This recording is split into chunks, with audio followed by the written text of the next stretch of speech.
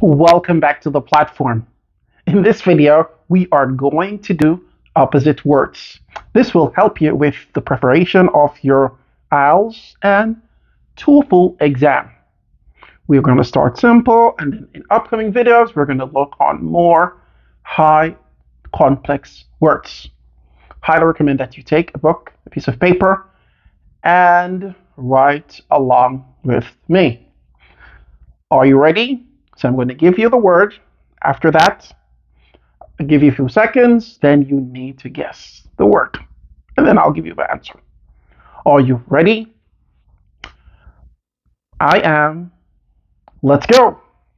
The first word is harvest. Plant. Finish. Start.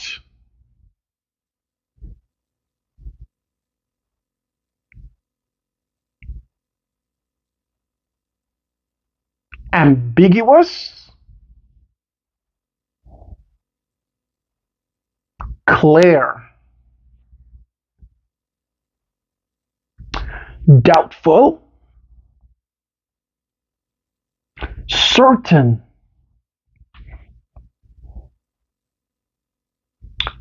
Form. Destroy.